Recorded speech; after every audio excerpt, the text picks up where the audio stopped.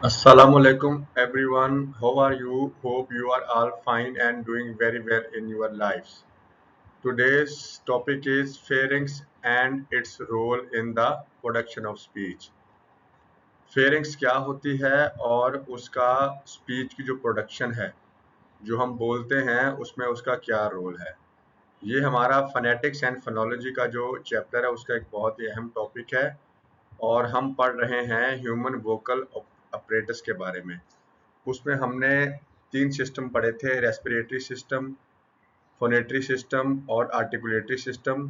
और फिर उसमें हमने जो हमारा रेस्पिरेटरी सिस्टम था उसमें हमने लंग्स, डायफ्राम और ट्रैकिया के बारे में पढ़ा था। और फिर हमने लेरस के बारे में भी पढ़ा, जो कि फोनेटरी सिस्टम का पहला पार्ट है। तो उसी जो फोनेटरी सिस्टम था, जो लेरिक्स था, उसके अंदर फेरिंग्स का भी जिक्र आया था। तो मैंने कहा इस पर अलहदा से लेक्चर होना चाहिए। तो फेरिंग्स क्या होता है और उसका क्या रोल है, आज हम इसके बारे में पढ़ेंगे। और ये जो हमारा टॉपिक नंबर 73 है, जो कि हमारी प्ले लिस्ट है, English play list, English linguistics के नाम से, जो कि हमारा जो चैनल है जहाँ से मैं आपसे मुखातिब हूँ, सिमेंटिक विजडम, वहाँ पर मौजूद है। अगर आपने प्रीवियस 72 लेक्चर्स नहीं लिए तो काइंडली उनको ले लें, आपको बहुत ज़्यादा फायदा होगा। The pharynx is an important part of human vocal apparatus. Pharynx जो है वो ह्यूमन वोकल अपरेटस का एक बहुत ही अहम हिस्सा है and plays a major role in speech production, और एक बड़ा किरदार अदा करता है स्पीच प्रोडक्शन में। It acts as a passage way for both air and food. ये रास्ता मुहैया करता है हवा और खुराक को। खुराक जो हम इनटेक करते हैं और हवा जो है वो लंग्स के ज़रिए बाहर की तरफ निकलती है, क्योंकि हमारा जो इंग्लिश लैंग्वेज का जो निज़ाम है वो pulmonic, egressive pulmonic air stream mechanism है, जिसमें हवा बाहर की तरफ निकलती है। And so serves as a resonating chamber. एक, जैसे होता है ना गूंज को कहते हैं, वैसे रेजोनेटिंग चैम्बर, एक गूंज वाला खाना, उस हवाले से ये किरदार अदा करता है। That effects the quality of speech sound, जो कि असरअंदाज होती है हमारी जो हम बोलते हैं उसकी क्वालिटी के ऊपर, कि वो कैसी होगी। इन phonetics and linguistics, the pharynx contributes to resonance and the shaping of the vocal sounds. phonetics आपको पता है कि स्टडी ऑफ ऑल ह्यूमन जो साउंड्स हैं उनको फोनेटिक्स कहते हैं, और साइंटिफिक स्टडी ऑफ लैंग्वेज जो है उसको लिंग्विस्टिक्स कहते हैं। उन दोनों में जो फेरिंग्स है वो एक अहम कंट्रीब्यूट करती है, देती है, हिस्सा डालती है गूंज पैदा करने में और वोकल जो साउंड्स हैं, ठीक है, उनको शेप करने में। डेफिनेशन क्या है इसकी? The pharynx commonly called the throat, इसको आमतौर पर गला भी कहते हैं। अब गले से देख लें कितना हमारा जो हम बोलते हैं तो हम क्या है, गले को बहुत अहमियत देते हैं। इज अ मस्कुलर ट्यूब, एक ट्यूब है, वैसे मस्कुलर कहते हैं पट्ठों को, उसके हिसाब से वो ट्यूब है। लोकेटेड बिहाइंड द नोज, जो कि नाक के बिल्कुल पीछे वाक़या है। एंड माउथ, नाक और मुंह के बिल्कुल पीछे वाक़या है। एंड अबव द लेरिंक्स, और लेरिंक्स से ऊपर है। लेरिंक्स क्या है उसके बारे में हम कल पूरा लेक्चर पढ़ चुके हैं, आप प्लेलिस्ट पर जाकर देख सकते हैं। एंड एसोफेगस, एसोफेगस कहते हैं मैदे को, जहाँ पर हमारी खुराक जाती है।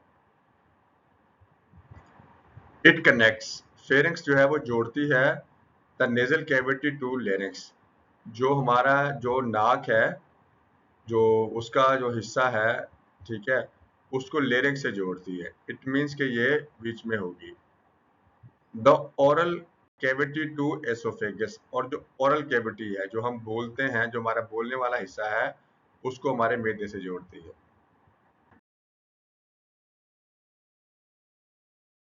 लोकेशन देख लेते हैं इसकी, फेरेंक्स की। द फेरेंक्स इज लोकेटेड, कहाँ पर वाक़या है? Behind the nose and mouth, नाक और मुंह के पीछे वाक़या है।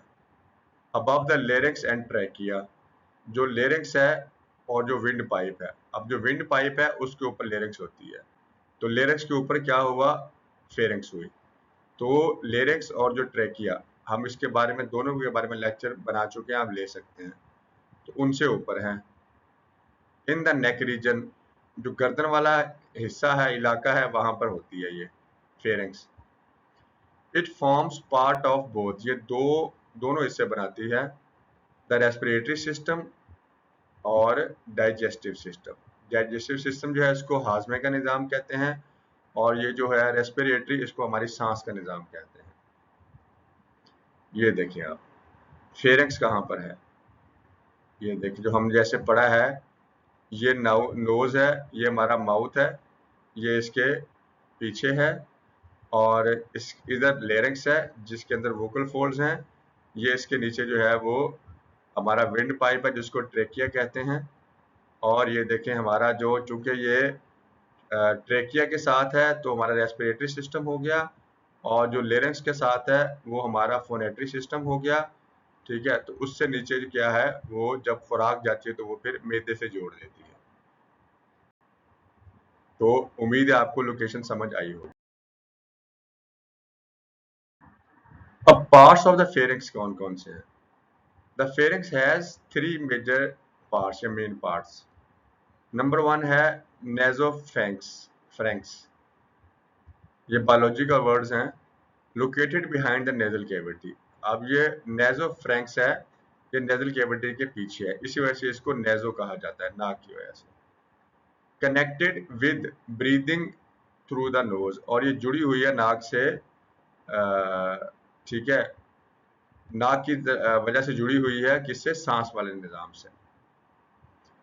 दूसरा है ओरोफ्रैंक्स, ओरो जो है ओरल से है, जैसे लोकेटेड बिहाइंड द माउथ, वो मुंह से पीछे है, important for speech and swelling. अब चूंकि मुंह का काम यही है बोलना और निगलना, ठीक है, इनटेक करना फिर निकलना। तीसरा पार्ट है laryngo laryngopharynx, laryngopharynx, located above the larynx, ये लेरिंक्स से ऊपर है, और क्या है, डायरेक्ट्स एयर, ये हवा को रास्ता देती है टुवर्ड द लेरिंक्स, लेरिंक्स की तरफ, and food toward the oesophagus, और खुराक को मैदे की तरफ। यानी कि ये बड़ा अहम इसका किरदार है कि एक तो हवा को लेरिंक्स की तरफ भेजना, जो कि उधर से आ रही है, लंग से आ रही है, और फूड को एसोफेगस में भेजना जो कि ऊपर से आ रही है। तो ये बड़ा क्रिटिकल जो है इसका रोल बन जाता है। तो ये इसके पार्ट्स हैं, ठीक है, नेजोफेरिंक्स, ओरोफेरिंक्स और लेरेंगोफेरिंक्स। ये देखें, ये हमारी ओरल केविटी है, ये जो बोलने वाला हिस्सा है। अच्छा, ये नेजल केविटी है, ये फेरिंक्स के पार्ट हैं, ठीक है, ये नेजोफेरिंक्स है, ये ओरोफेरिंक्स है, ये लेरिंक्स आ गया, ये ट्रैकिया आ गया, बाकी आपको इसका आइडिया है। अब बहुत अहम बात कि इसका रोल क्या है फेरिंक्स का स्पीच प्रोडक्शन में। Number 1, acts as a resonating chamber, ये जो गूंज वाला चैम्बर है जिसमें से वाइब्रेशन या कह लें या इको कह लें वो पैदा होती है। कैरीज एयर फ्लो, ये एयर फ्लो को लेके जाता है, हमने अभी पढ़ा कि लंग से लेरिंक्स की तरफ लेके जाता है। हेल्प्स शेप्स स्पीच साउंड्स, जाहिर बात है जब हवा आएगी तो ये फिर क्या करेगा, अपना कंट्रोल करके जो स्पीच साउंड्स हैं उनको शेप करेगा, उसमें मदद देगा। Supports nasal and oral sounds, नाक वाली आवाज़ें और जो ओरल आवाज़ें हैं, क्योंकि ये दोनों जो हैं वो नेजोफ्रेंक्स हमने अभी पढ़ा और ओरोफ्रेंक्स पढ़ा, क्योंकि ये सारे के सारे जो है ये नाक और मुंह से पीछे वाक़या है, तो ये उसको सपोर्ट करता है। Assists in swelling and breathing, खुराक निगलने में और सांस लेने में ये मदद करता है। सबसे पहले देखते हैं कि एक्ट्स एज रेजोनेटिंग चैम्बर, ये क्या है। The pharynx helps modify and amplify and modify, बढ़ाना और मॉडिफाई करना, रीशेप करना the sound produce by the vocal force, vocal force से जो भी आवाज होगी, ठीक है, ये उसको क्या करेगा, उसको एम्पलीफाई करेगा, बढ़ाएगा भी और उसको मॉडिफाई भी करेगा। क्योंकि ये जो है वो लेरिंक्स से ऊपर वाक़या है। दिस जो रेजोनेटिंग इफेक्ट्स है, ठीक है, क्या करता है, वॉइस क्वालिटी पे फर्क डालता है, इसका टोन पे, ठीक है, आपकी आवाज की टोन कैसी होगी, आपका एटीट्यूड लहजा कैसा होगा, रिचनेस ऑफ स्पीच, आपकी जो आवाज है वो किस कदर शानदार होगी, धीमी नहीं होगी, डरी नहीं होगी, घुटी हुई नहीं होगी, क्लियर होगी। नंबर 2 इसका है रोल कैरीज एयर फ्लो, ये एयर फ्लो को लेके जाता है। The pharynx serves as a passage through which air moves, pharynx जो है वो क्या करता है, एक रास्ता फराहम करता है जहां से हवा मूव करती है। फ्रॉम द लंग्स, हमें पता है हवा वहां से आती है। थ्रू द लेरिंक्स, लंग्स से हवा लेरिंक्स में आती है, ठीक है, वाया विंड पाइप जो है, trachea, towards the oral and nasal cavities, तो हवा कहाँ जाती है, ओरल और नेजल कैविटीज, और फेरिंक्स इसके बिल्कुल पीछे वाक़या है। The air flow is necessary for speech production, we know. Help shape speech sound, speech sound को ये कैसे शेप करने में मदद देती है। The muscles of the pharynx can expand और कॉन्ट्रैक्ट, जो फेरिंक्स के जो पट्टे हैं, मसल्स हैं, वो फैलते भी हैं या फिर वो सिकुड़ते भी हैं। Changing the shape of the vocal track, उससे क्या होगा कि जो वोकल ट्रैक है, ठीक है, उसकी जो है वो शेप बदल जाती है, जो हमारा बोलने वाला रास्ता है। दीज चेंजेस इन्फ्लुएंस, ये जो तब्दीलियां हैं ये असरअंदाज होती हैं वॉल क्वालिटी पे। वॉल आपको पता है वो साउंड जो without obstruction of air flow होते हैं, उनको वॉल्स कहते हैं। रेजोनेंस, क्योंकि ये रेजोनेंस चैम्बर का काम करता है, तो ये रेजोनेंस गूंज उस पर असरअंदाज होती है। प्रोनाउंसिएशन, जब आप तलफ़ुज़ बोलते हैं, प्रोनाउंस करते हैं, तो उस पर ये असरअंदाज होती है। Supports nasal and oral sound, जो नाक से आवाजें या फिर मुंह से आवाजें आते हैं, उनको भी ये सपोर्ट करती है। The pharynx works with the soft palate and nasal cavity in producing, soft palate जो है आपको पता ही है, इसको हमारा जो मुंह है उसका जो अंदर जो ओरल कैविटी है, उसका जो एक नरम सा हिस्सा है मुंह के अंदर, उसको सॉफ्ट पैलेट कहते हैं, और जो नाक वाला हिस्सा उसको नेजल कैविटी कहते हैं। तो ये क्या करता है, ये इन दोनों के साथ काम करता है। फेरिंक्स तो फिर क्या पैदा होता है, ओरल साउंड्स पैदा होती हैं, नेजल साउंड्स पैदा होती हैं। एग्जांपल्स देखते हैं नेजल साउंड्स की, वो कौन सी हैं, म, और ये तीन ही नेजल साउंड्स हैं हमारे इंग्लिश लैंग्वेज में। पांचवा देखते हैं कि assists in swelling and breathing, ये असिस्ट करता है किसमें, निगलने में, जो हम इनटेक करते हैं वटेवर, और सांस लेने में।